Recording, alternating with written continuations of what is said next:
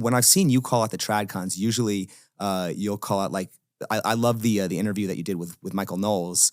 We talked about marriage and it not being a good deal for men. And in my last episode about the dowry, I actually used a clip of that where he basically said that if you get a prenup, it invalidates the sacrament and all that other stuff.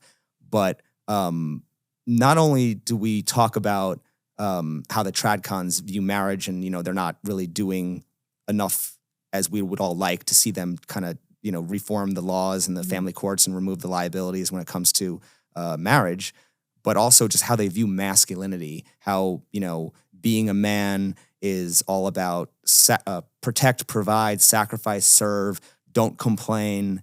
And so the way that masculinity is being defined, I think, is a big problem. And, one of the questions that I want to ask at some point coming up is, do you think men are smart enough to realize that masculinity is the first thing that anyone will attack when they want to control men? I just did it. That's a really good question. It's complicated. Yeah. What do you think the answer is? Do you think men, because when I hear that question, my mind goes two ways. One way is I've seen men take some really, really bad deals in my lifetime. But I think social media also has opened the floodgates where women used to be a lot more deceptive and they can't be. I see like on TikTok and stuff, women getting like ratioed when they tell like a abuse story or, you know what I mean? Like, and that just never used to happen like 10 years ago. So, or men, realizing that they're the bailout guy where I don't like 10 years ago, they just kind of fell for it because we didn't have all this media. That's my initial thought, but I don't have an answer. So I'm curious what you think. Well, okay, if I had to answer my own question, I would say that, so masculinity is almost like this pre-scripted idea, this identity that men have to follow, where I guess you man up and get married, or if you don't do A, B, and C, you're not a real man. So masculinity is also the first thing that's promoted when they want to control men. And I think that you see tradcons doing this. You even see some red pillars doing this. They will say things like, you've got really feminine energy right now, or you're a beta male, or you're a simp, or you're a weak man, or you're gay. First thing, and I think that the strongest men are the ones who don't fall prey to that. Even following up in that logic train, I was going to say, do you think it's true that our society is more willing to accept gay men than it will accept straight men who don't meet masculinity standards? Oh my gosh, that's I think you're right. Like they're more willing to accept gay men than, So then why do we see gay men as more oppressed than straight men when straight men can't even be themselves without following this masculine script? Have you done a video with that one yet? That's coming up. Okay, that was like that is a great line of questioning. Wow. Thank you. No, because you're totally right. Like people will shame. I mean, I even use the simp one. I can't help it. Yeah, but I mean, I think that it's all about, that's just, you see it everywhere on social media. Women do it. Tradcons do it. Some red pillars do it. It's like, this is what a real man is supposed to be. And I'm saying, well, why? Another line of questioning that I've used in a past episode was when we talk about what empowers men and what empowers women. Why is female empowerment all about liberation and choice, while men's empowerment is all about masculinity, duty, and sacrifice, which is actually the opposite of liberation and choice? How can what empowers one gender be the opposite of what empowers the other? So for women, it's more freedom, and for men, it's more duty and responsibility. And so what's going on here, So what is your goal with your content? Do you have like an end goal that you're hoping to achieve, or I'm just kind of curious what like in 5 years you're hoping to get? I think that we need to have more honest conversations about what masculinity truly means, what it means to be a man, what the expectations are of women, what the expectations are of society. I think that what's happening right now is Are we going to accept a world of double standards, or are we going to try to, level the playing field and actually have equality? Now, what's happening is a lot of times people say, well, men and women can't be equal because we're not the same. But I don't think that's necessarily true, because nobody in our society is truly the same, but we should, different races aren't the same, but we should all have equal rights under the law. Mm-hmm. We have equal justice. So I think that, just to say that men and women, should there be double standards just because we're not the same? I mean, I understand that, we have different strengths and we have different weaknesses, but I think that, to have these very strict roles is a very kind of a strange idea in a society where the laws aren't the same, the technology is different, it's a completely different culture. And, I think that another question I wanted to ask you, actually, I'll throw it back at you. If you had to choose, what would you rather see? Would you rather see women go back to the way they were before feminism, or would you rather see men liberated from their masculine role? I would rather, I think the only solution to feminism is more feminism. So Explain. So I only think, like, when women start getting the same sentences as men, that they might stop, like, hitting them, for example, right? When they actually start being put in jail. Or, women with the right to vote, when they start actually having consequences for what we vote for instead of being bailed out.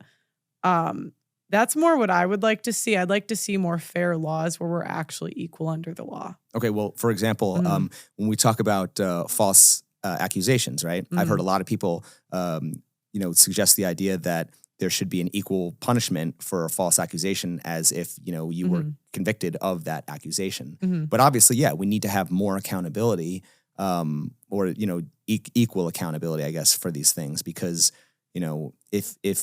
if women don't have skin in the game, there's no incentive. Correct, yeah. So I think that it comes down to the fact that I think, I don't know if it's necessarily, it's going to be a combination of asking more of women and maybe slightly less of men. Well, and also women are having I'm one of 10 kids. We're having 1.5. I don't know if that's enough to be a housewife. Well, one kid, you could go be a teacher or something. Well, I mean, is it? I read a comment this morning where someone said, "Is it surprising for women to expect women to want to have children when women are now expected to be in the workforce and providing even for themselves?" Well, yeah, but the average is 1.5. Yeah. So to me, men still want to have kids even though they have to work. Right. It's true. Right. Yeah. So I just don't think women want to be mothers as much as we originally thought. Because if we wanted to, we would have. So how do you respond then when people say that, women naturally want to be that way? Like, in other words, if it was natural, why did it change? I don't think it was. And the reason, what made me come to this conclusion? So it was, I couldn't believe how mad women got over abortion. When it was that was the most visceral when I would debate women, where they would just get so angry. And I'm like, why are you so angry over just a difference in opinion?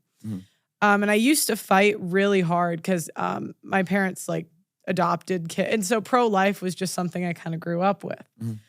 But then I just realized that the infant mortality rate is very similar to the abortion rate today. Wow.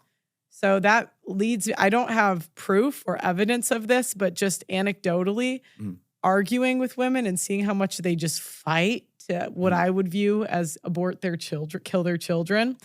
I think it's always been like this. I think it's now that social media is here, we have we can see what women actually are. Do you also disagree or agree? Well, I think that, yeah, I mean, I can see that, but I also think that as far as women wanting to be able to, it just comes down to the fact that women want to be able to have the choice to do that. I mean, obviously, I think that, I used to always kind of wonder about this. It's okay, well, the women who are having abortions, do we really want those women reproducing anyway and stuff? Because they're probably just going to raise more, male feminist children and stuff, I guess, so. I mean, I just think it's useless to fight over it. They'll die. I think the pro-life movement, they got Roe versus Wade, but if you think a plan B is an abortion, which they do, I mean, those are through the roof. Yeah. So I just don't see it going anywhere in my lifetime. But it would be interesting to like, I think men, like we've talked about this, but our men should be able to opt out of child support if women can opt out of motherhood. Of course. Yeah. Like, and that's what I mean. The financial abortion. Yeah. And that's what I mean. I think the solution to feminism is more feminism. Like we asked to be free. Here you go. Well, one of the things that I was looking into is the idea of back in the 70s, and I mean, I'm sure you've heard of Warren Farrell, for example, right? He was kind of like the father. Oh yeah, I met him. Yeah, the father of this men's liberation movement, where basically, in the 70s they were trying to, liberate women, but then they were also trying to liberate men. There's actually a famous black and white photo on the internet of a protest where it said, let's share custody, and they wanted mandatory 50-50 physical custody, and they also wanted men to be viewed as more than just success objects. Meanwhile, today, we're promoting the very opposite of that. We're saying that men should be success objects. And so I think that maybe revisiting that idea of maybe gender roles can be more fluid or more of a choice as opposed to more of an expectation. So what would that look like to you? So like, relationship beginning to end, how would it go? Well, I mean, I think that, there are plenty of things that women are capable of that they're not doing just because they believe that that's a man's job. Okay. Like anything women don't want to do is automatically labeled masculinity, right? That's such a good point. I mean, women are perfectly capable of approaching men for business, but they won't approach men for relationships. No, that's so true. And it's crazy because if women approach men, they're far more likely to have success than if men approach women. Plus, women don't like being approached by the men that they don't like. So kind of. So you'd like to see women approach men? Oh, absolutely. I think that would definitely. But a lot of people will say, oh, but that the man is supposed to lead, and it's like, well, the women control the dating market, but the men are somehow the leaders, and it's kind of a weird. They kind of did that in Bumble. Like now that everything's digital, do you think that works? Or of course not, because when a woman messages you on Bumble, what's her message? Hey. I don't That's know. all they say. They say hey and nothing else. And then they still expect the man to kind of take over. In fact, I even asked a question about this similar. I said, okay, if men are expected to protect women because they're physically stronger, why can't women pay all the bills? Why are both duties assigned to the man? So there are plenty of, because we still have this idea, his money is our money, and her money is her money. And I'm saying, okay, well then what are women working for? You know what I mean? So there's plenty of things that women are capable of, and it's like, okay, well then step up and prove it. But we're always expecting the men to step up to delusional standards. Men have more. We're asking more of men than has ever been asked in history. And the other thing too is women's money is way easier to get. It is far easier to make money as a woman because like at 22, you could go be like a pharmacist. Like there are girls from my school that went and made 6 figures right out of college as a pharmaceutical sales rep. How long would that take a guy to do? Well, women are getting, they have female-only scholarships. Yeah. Women are getting, obviously there was all the DEI stuff. I don't know how that's changing now with the new administration. You also have the, women they always have a bailout. They could do OnlyFans if they want to. Women, female bartenders, female hostesses, cocktail waitresses in Vegas. I mean, they make a lot of money just because they can use their looks to open a lot of doors. Is that a thing here? I've heard that there's like in Vegas, really hot, like broke guys that they just live off of these bottle girls. Is that a thing?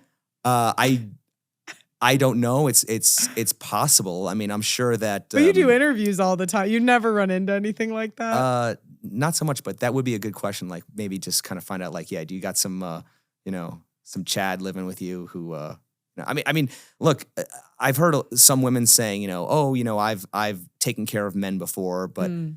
I mean, are women going to take those men seriously for a relationship, or are they just looking for an F-boy? You know what I mean? So yeah, there was a guy I knew in London, and that was his play. Is he went and got really jacked, and he would just hit on like 32-year-old lawyers and live for free. Yeah, in London. Well, that's the thing. Also, it's kind of like he kind of reversed the system where he's like, I'm just going to go to the gym. It's easier than getting a job. Yeah, Go ahead. well, it's funny too because it was kind of like I remember when I was at the AVN Awards and I was interviewing the sex workers. I asked a question about if a unwanted pregnancy happened during the shooting of a professional scene, because obviously sex work is filmed without condoms.